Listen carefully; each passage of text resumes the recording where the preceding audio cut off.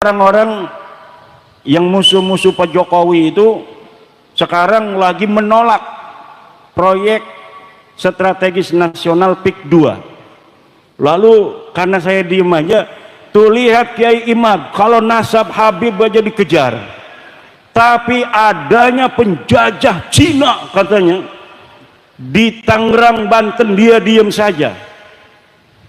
Aktivis-aktivis sudah menolak, tapi Kiai Imad diam saja. Itu tanda bahwa isu nasab ini dibayar.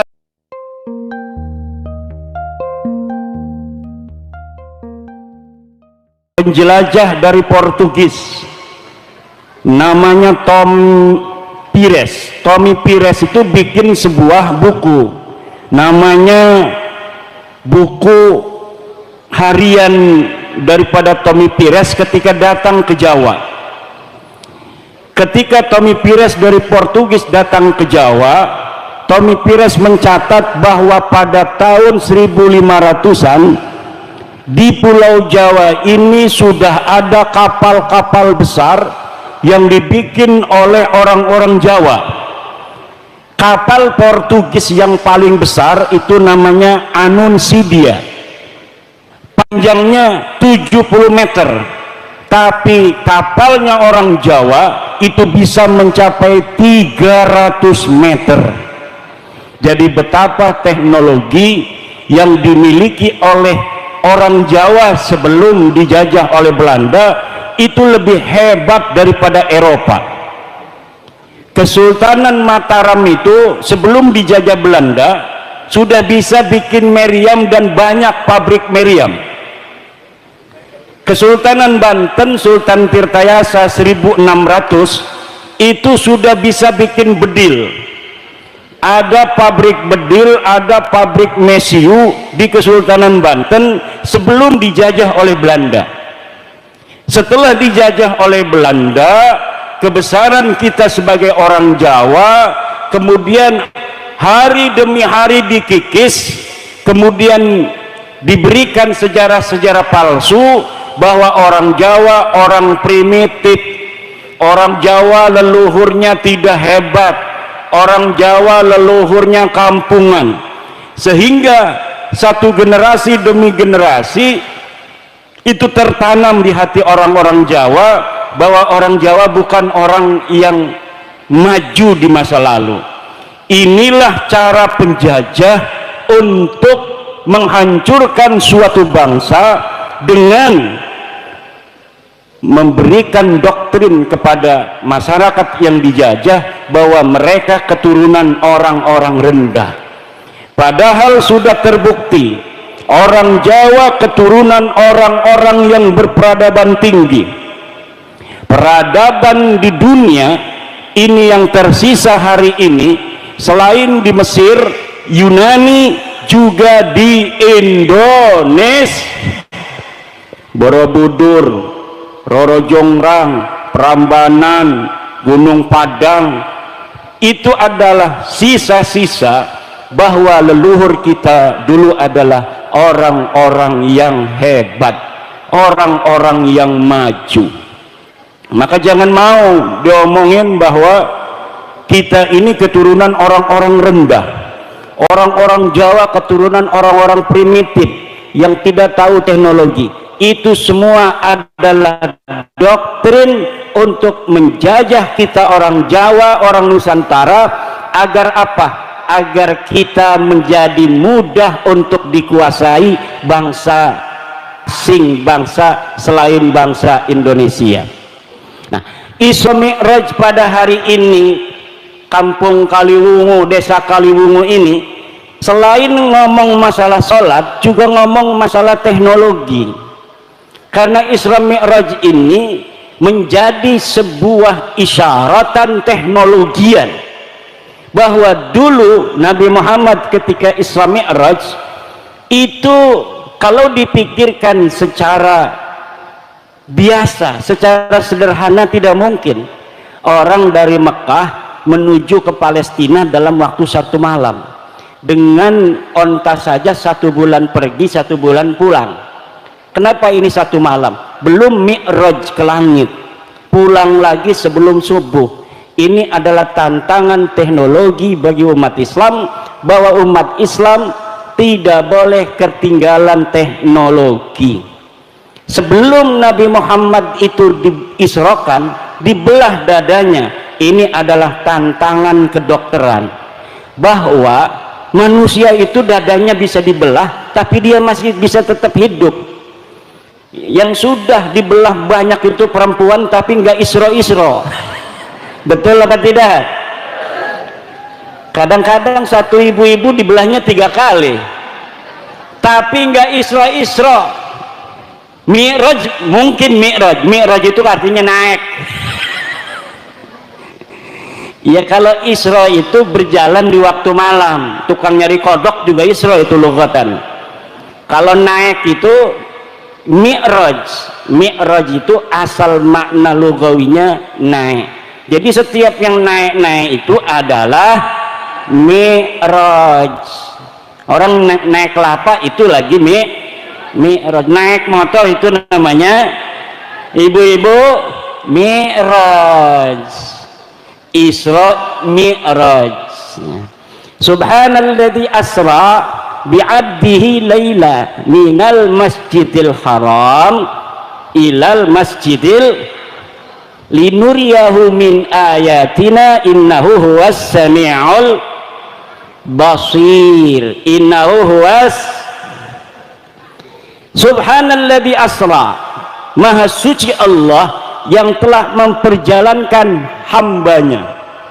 Hada yadullu anna nabiyya urija bil jasadi war ruh li'anna Allah abbara bi abdun ruhan wa jasadan.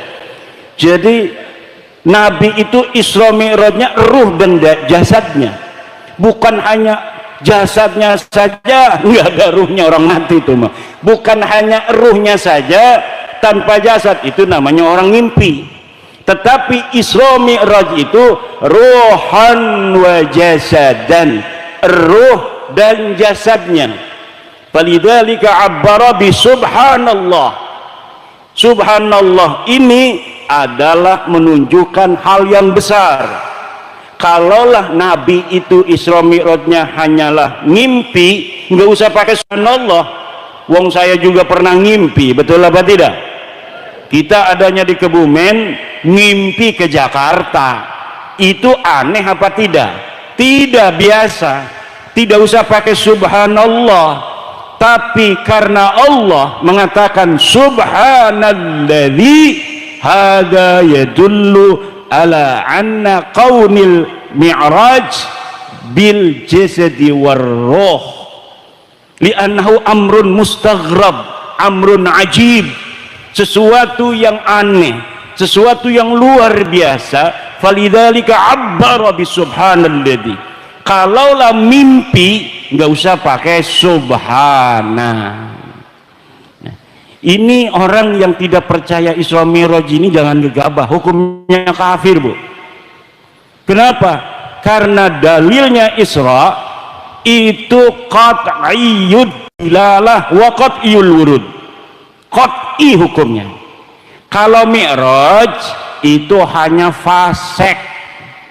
Orang yang tidak percaya Nabi Muhammad itu Mi'raj jasad dan ruhnya, itu fasek. Tapi tidak percaya pada mi'rajnya mutlaqan, itu hukumnya kafir.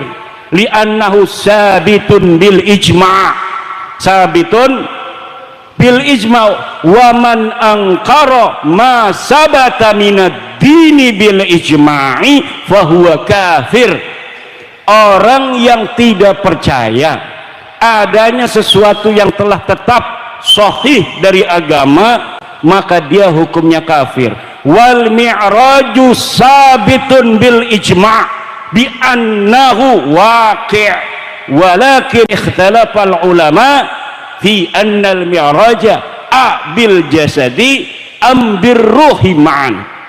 Qalatil mu'tazilah, kata orang Mu'tazilah, kalau Isra Mi'raj betul jasad dan ruh, tapi kalau Mi'raj ru'yah manamiyah. Apa namanya? Ru'yah manamiyah, ngimpi saja kalau mi'raj.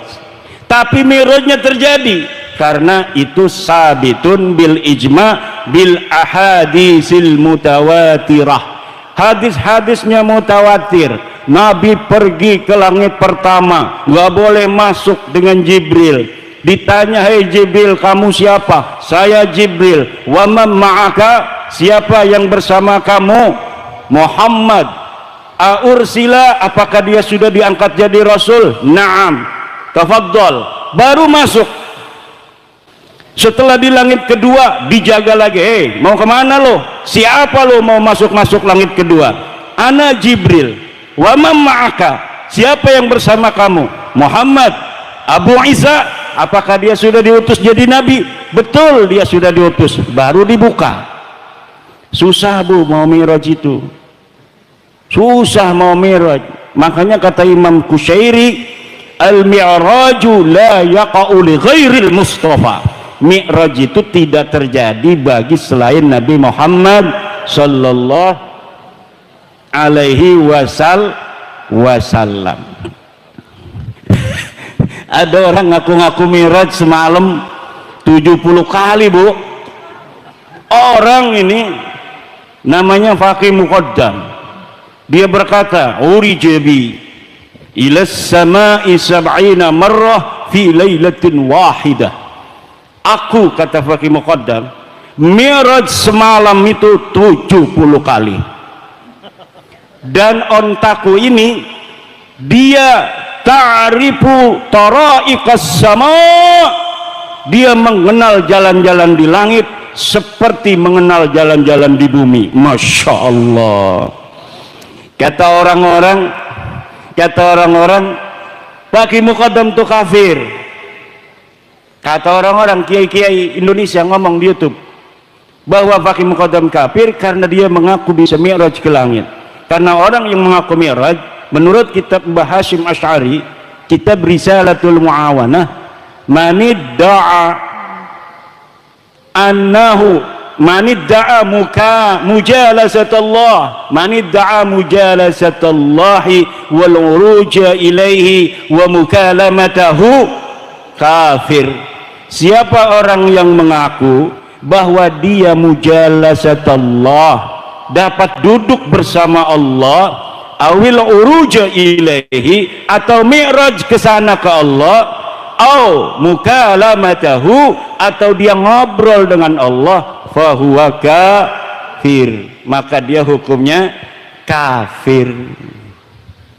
Kata pembela Balawi yang kafir mah katanya kalau 3 dilakukan semua, mujalasatullah, uruj ilaihi, mukalamatahu. Kalau 1 doang mah enggak kafir karena pakai huruf atofnya waw.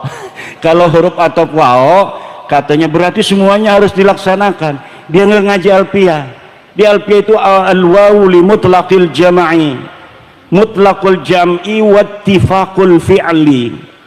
Jadi yang namanya huruf atof waw, ahwa mutaqaddimun, au huwa muqarinun, au huwa mutaakhir, itu pakai hurufnya waw. Bisa lebih dahulu, jaa zaidun wa amrun, itu mutlaqul jam'i, pokoknya datang ki Zaid dan ki Amr. Bisa ki Zaid dulu yang datang, bisa ki Amr dulu yang datang, bisa bareng-bareng datang. Kata pendukung Balawi, Faqih Muqaddam tidak kafir. 653 dalam kitab-kitab yang ada di tahun itu, banyak yang dikarang oleh para ulama, tidak ada di Tarim tahun 653 Hijriah dan sebelumnya, karena wafatnya 653. Itu ada seorang yang bernama Faqih Al-Muqaddam pernah hidup di Tarim. Jadi pengakuannya itu pengakuan yang dalam ilmu hadis disebut maudhu'un. Apa? Maudhu'un, palsu. Sejarahnya palsu, ngaku turunan nabinya juga palsu. Ini apa maksudnya? Suruh minum. Masya Allah, baik sekali ini. Namanya Kang Mas Saifuddin, sedulur dengan saya, Imaduddin Saifuddin. tiangnya agama, pedangnya agama. Istrinya berapa dia? Masya Allah, kasihan amat. Hampir 2 nggak jadi. Ya namanya masyarakat kan ikut pacamatnya. Kalau pacamatnya minas suja, maka masyarakatnya minas suja. Kalau camatnya minal khaifin warra'iyatu aula.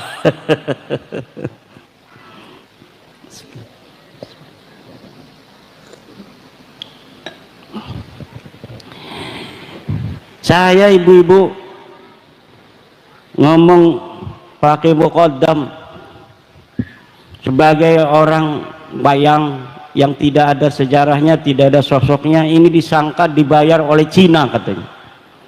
Ini Kiai Imad ini membatalkan nasab Balawi karena dibayar oleh Cina. Kata saya, urusannya apa Cina sama saya? Apa untungnya Cina itu sama batalnya nasab Balawi? Sekarang kan di Banten lagi ada proyeknya Pak Jokowi dulu, proyek strategis nasional, namanya PIK 2. Saya kan nggak ngomong mau setuju, mau menerima, mau menolak, saya nggak ngomong. Itu banyak orang-orang yang musuh-musuh Pak Jokowi itu sekarang lagi menolak proyek strategis nasional PIK 2. Lalu karena saya diem aja, tuh lihat Kiai Imad, kalau nasab Habib aja dikejar, tapi adanya penjajah Cina katanya di Tangerang, Banten, dia diem saja. Aktivis-aktivis sudah menolak, tapi Kiai Imad diam saja. Itu tanda bahwa isu nasab ini dibayarin oleh Cina PIK 2 katanya. Bos, itu PIK 2 itu proyeknya Baklawi, bos. Aguan itu orang Cina, tapi yang ngejalanin proyeknya itu Baklawi, namanya Mu'annas Al-Aidid. Dia Baklawi, dia Kabib. Kalau saya ngelihat Baklawinya, saya langsung nolak. Tapi orang nolak, orang menerima itu harus tahu apa yang ditolak, harus tahu apa yang diterima.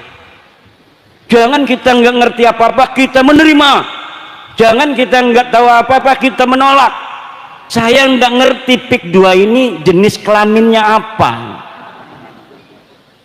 ini makhluk model apa ini PIK 2. Kenapa? Karena saya belum mendapat penjelasan sebenarnya seperti apa, proyeknya apa, manfaatnya apa, kerugiannya masyarakat apa kalau diterima. Nah, kalau sudah ada ilmu koma bi an ilmu bi PIK wa PSN, baru kita boleh mengatakan menerima, boleh mengatakan menolak. Karena saya komisi fatwa, ketua komisi fatwa Majelis Ulama Indonesia Provinsi Banten, kemarin saya di SMS, Kiai hari Minggu tolong survei di PIK. Ini dari perintah MUI Banten. Nanti komisi fatwa yang menentukan secara maqasidus syariah apakah diterima ataukah tidak. Kata saya, buat apa kalau kita terjun ke lapangan tapi tidak tahu master plan-nya apa? Saya mohon dikirimkan dari PIK gimana, dari bapedanya gimana, dan alhamdulillah sudah dikirimkan baru kemarin di mobil. Saya baca, tinggal saya terjun ke lapangan. Baru setelah kita tasawur, nah kita menentukan hukum itu harus tasawur. Al-hukmu bisyai'i far'un an tasawurihi. Menghukumi sesuatu adalah cabang dari tasawurnya. Kalau kita menghukumi sesuatu, menerima atau menolak tanpa tahu tasawurnya, maka itu orang gendeng. Tasawurnya dulu, tasdiknya dulu, lalu bagaimana manfaatnya, madaratnya kita timbang secara maqasidus syariah, baru kita menentukan sikap. Tapi banyak orang yang kesusu, belum apa-apa menerima, belum apa-apa menolak. Lah harus ditimbang. Setiap proyek yang dijalankan oleh negara pasti tujuannya kesejahteraan rakyat, Bu. Kalaupun ada di bawah itu hal-hal yang tidak sesuai dengan aturan, itu teknis lapangan, harus diselesaikan secara lapangan. Nah, kalau misalnya harus menunggu secara konvensional, itu Banten Utara yang sekarang mau dibangun itu kalau ngandalin Pemda kabupaten itu mungkin 100 tahun lagi baru bisa dibangun. Makanya ibu-ibu, kalau ada pembangunan dari pemerintah, terima dulu, nanti dilihat madarat manfaatnya, jangan nolak aja, nanti nggak maju-maju. Pak Camat mau bikin jalan, nih apa nih tujuan Pak Camat, kita tolak karena mungkin Pak Camat ini mau nyari untung. Jangan begitu, maslahatnya buat rakyat, maslahatnya buat masyarakat.